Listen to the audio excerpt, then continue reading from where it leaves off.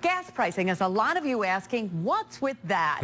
Larry writes he's been driving for over 50 years, and he says we always post the price with a 0.9 at the end. Why not do away with the 0.9? And Phyllis Rounds adds, why not just make it an even number? Of course, she'd want to round up. Here's Ed O'Brien with the answer.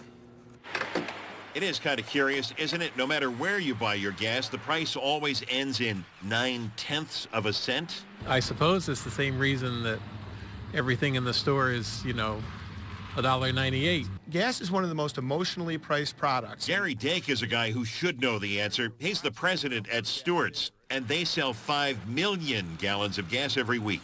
As I understand it, and I'm not 100% sure, the 9/10 started back over 50 years ago. He's on the right track, but this dates back even further. The American Petroleum Institute tells me a price war during the Great Depression is what got dealers dropping their prices by 1/10 of a cent. And despite all of the decades and the ups and downs of those prices, that 9/10 has been there ever since. Now, the folks I spoke with say raising prices 1/10 of a penny really wouldn't bother them. It wouldn't really bother you to pay the 1/10 of a penny, right? No.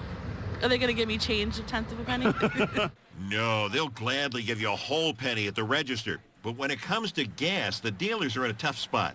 We actually had a serious meeting one time about how we would make the change if we ever did. We thought it would be great to be the first people to drop the 9/10 and just go to even pricing. But the problem is I'd be 1/10 of a cent more and people would be sure I was a penny more. So until everybody does it, I don't know how anybody can get out of it. And that's why 8 decades later, that 1/10 of a cent is still hanging tough. Ed O'Brien, CBS 6 News. Well, he could go 9/10 of a cent down instead of going 1/10 up. That would solve it.